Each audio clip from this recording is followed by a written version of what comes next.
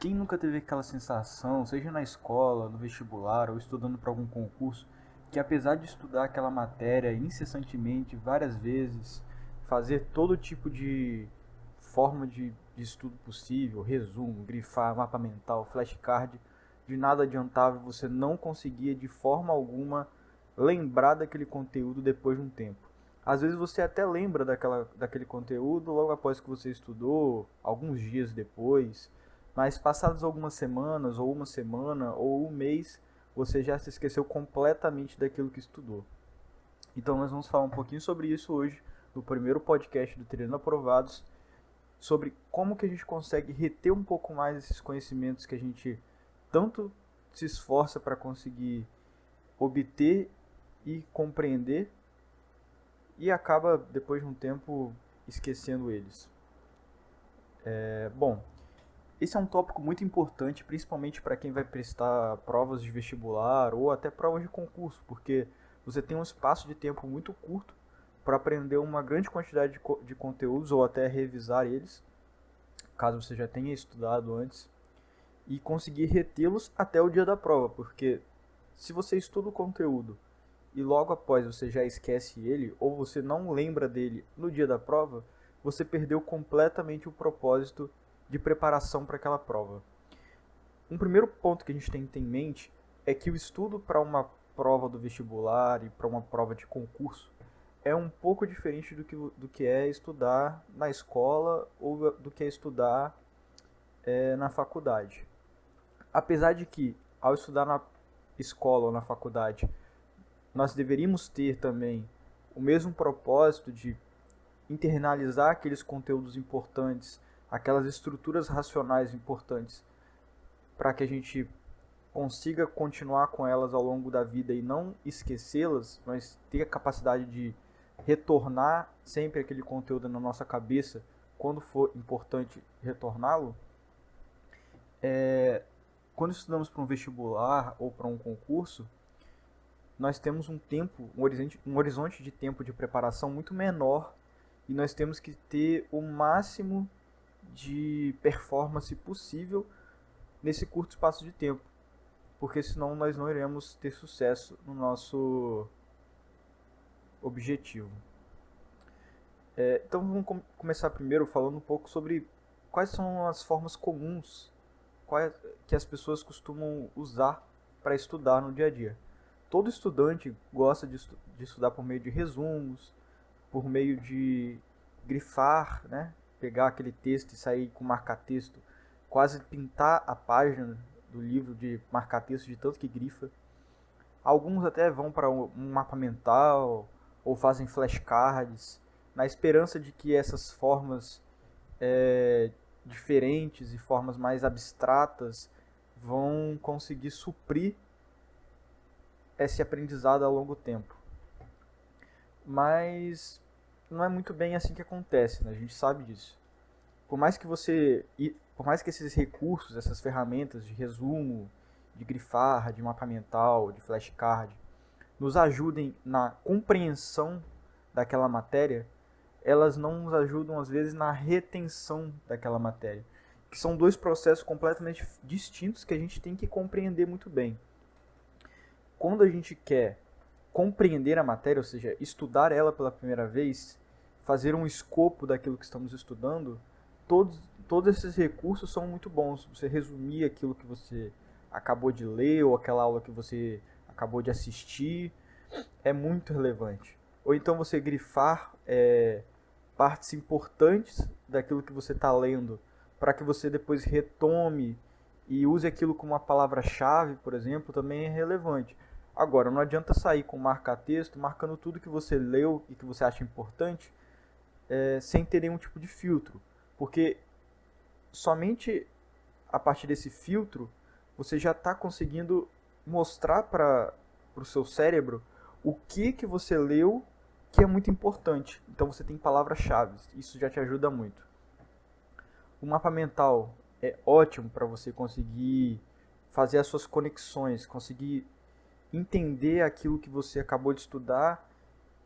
E é natural quando você está fazendo um mapa mental você sentir dificuldade de fazer o mapa mental. Tem gente até que recorre a mapas mentais alheios. Eu acho isso muito ruim, porque uma das coisas do mapa mental é esse desafio de você pegar aquele conteúdo que você estudou e dispor ele de uma forma organizada e racional no papel, de forma completamente compreensível para você. Ele não tem que ser compreensível para mais ninguém. O mapa mental não foi feito para tirar foto e postar no Instagram. Você pode até fazer isso, mas não é o objetivo ficar vendo o mapa mental dos outros. Talvez para aprender como se faz um, ok, mas não para usar o mapa mental alheio, porque o mapa mental de cada pessoa vai ser completamente diferente. A organização do conteúdo na cabeça de um, a forma como a pessoa compreendeu e retirou as nuances daquele conteúdo e colocou um mapa é completamente diferente do que a outra pessoa fez.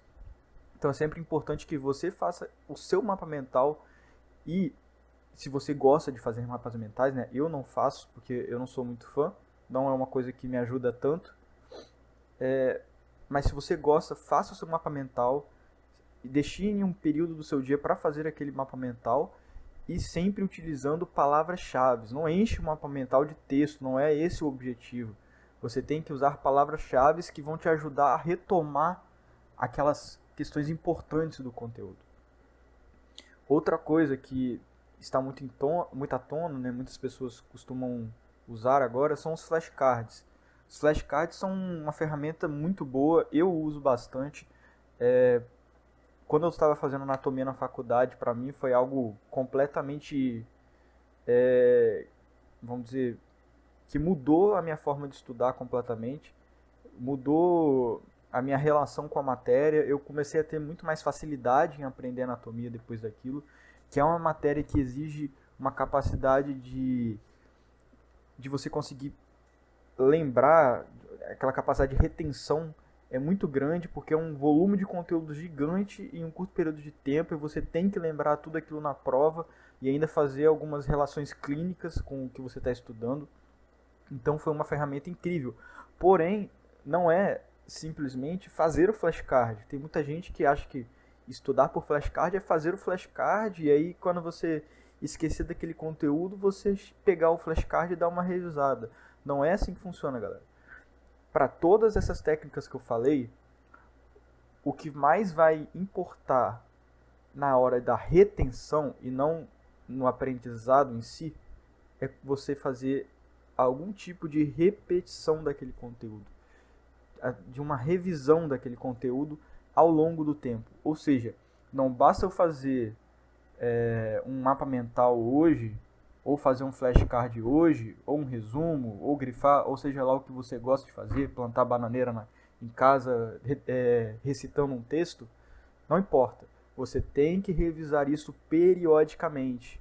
Você tem que revisar isso a cada semana, depois a cada 14 dias e por aí vai. Já existem ferramentas que ajudam a gente a conseguir organizar essas repetições de uma forma racional, de uma forma que seja o mais eficiente possível. Uma dessas ferramentas que eu já até abordei no canal, que eu gosto muito, é o Anki Flashcards. É uma plataforma gratuita que tem para computador, para celular, para Mac, que você consegue utilizar para criar os seus flashcards e, além disso, para treinar eles, ou seja, para repetir eles. E a partir do momento que você, por exemplo, erra um flashcard, você marca lá que você errou, ele vai diminuir o seu tempo de repetição ou aumentar o tempo de repetição, dependendo se você acertou ou se você errou. Então é uma ferramenta muito legal, vou deixar linkado aqui o vídeo onde eu falei sobre essa ferramenta, porque ela é realmente muito importante para quem gosta de estudar por flashcards principalmente. Então a repetição espaçada deve ser o cerne do nosso estudo quando a gente está falando de retenção de conteúdo. Outra coisa muito importante para ter essa retenção e também para ter um maior aproveitamento na hora de estudar um conteúdo é o estudo ativo. O que é estudo ativo? É você fazer uma leitura ativa do que você está lendo, por exemplo.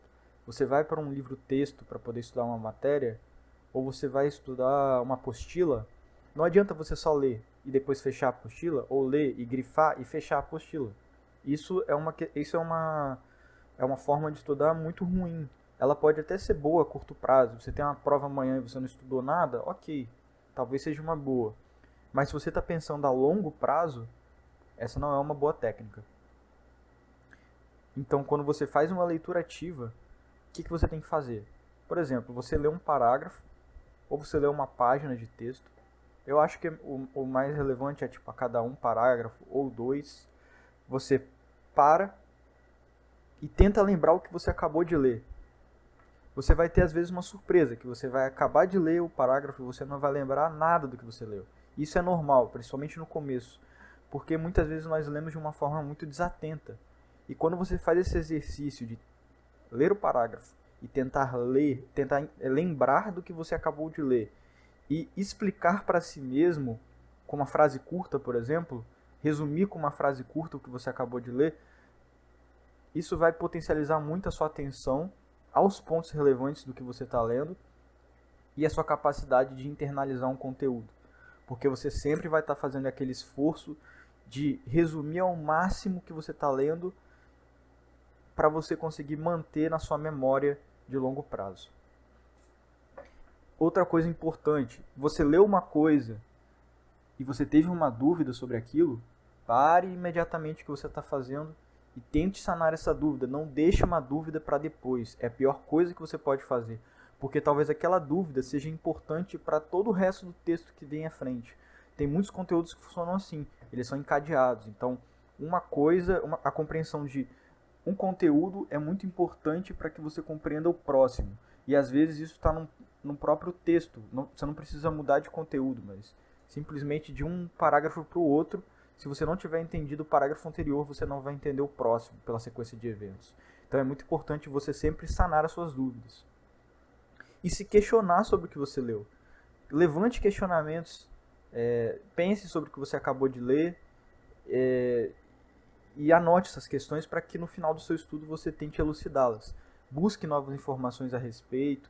É muito normal, por exemplo, na faculdade de medicina, que quando a gente esteja lendo algum texto, ou até durante uma aula, a gente fique se questionando sobre sobre o que está sendo exposto, porque às vezes são informações novas que não ouvimos falar sobre, ou que vão de encontro ao que a gente tem como correto.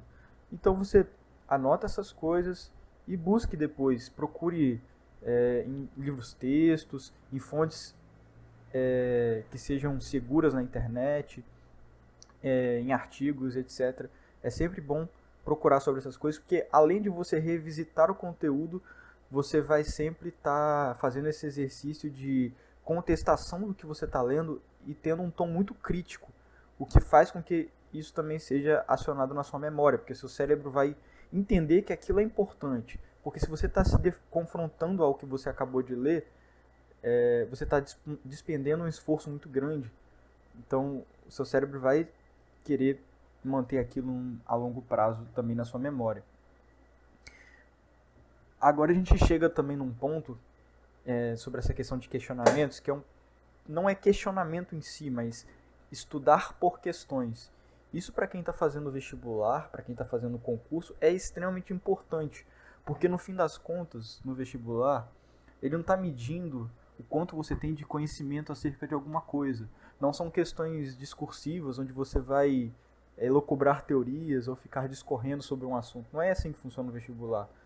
Exceto alguns que têm segunda fase, mesmo assim, os que têm segunda fase discursiva, eles costumam ter questões que são meio padronizadas, vamos dizer assim. Você já espera mais ou menos o que vai cair sobre aquele conteúdo. Então, o seu objetivo, quando você está fazendo um vestibular, estudando para uma prova de concurso, ou até para uma prova de faculdade que tenha um tipo de modelo sobre ela, é que você tem que, além de entender o conteúdo, você tem que saber fazer aquela prova. Que para passar no vestibular ou para passar no concurso é o que importa, é você saber fazer aquela prova. E como é que você faz para saber fazer a prova do vestibular que você escolheu? Você toma como prioridade aquele vestibular, e para além de tomar como prioridade aquele vestibular, você estuda pelas questões daquele vestibular.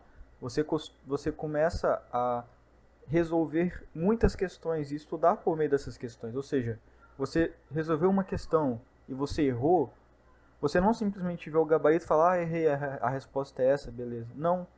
Você começa a tentar entender o porquê que você errou aquela questão, se existe um padrão naquela questão. Isso é muito importante. Isso vai diferenciar completamente a pessoa que vai ser aprovada no vestibular para a pessoa que não vai ser aprovada no vestibular.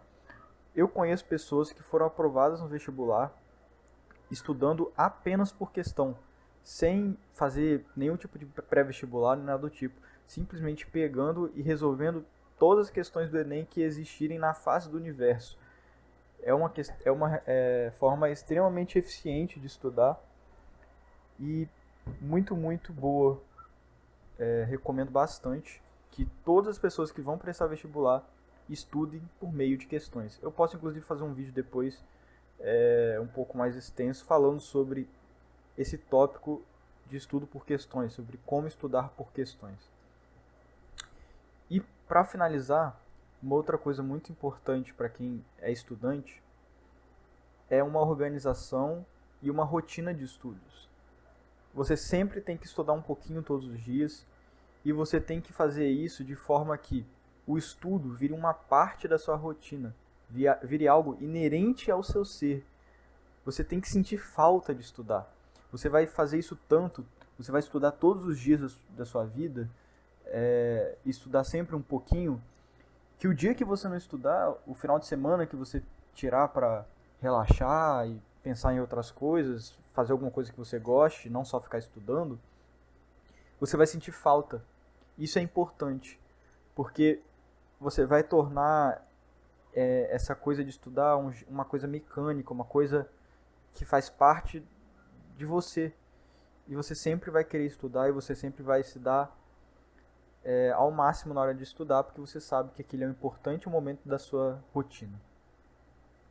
Bom, pessoal, esse é um modelo novo de vídeo que eu não tinha feito no canal até então. Eu espero que vocês tenham gostado. Se vocês gostaram, deixa aí um gostei, se inscreve no canal, compartilha o vídeo com seus amigos que também são estudantes ou estejam fazendo vestibular ou alguma prova de concurso. Isso pode ajudar muita gente. Comenta aí o que vocês acharam desse modelo de, vamos dizer, de podcast aí. E é isso. Muito obrigado, até mais.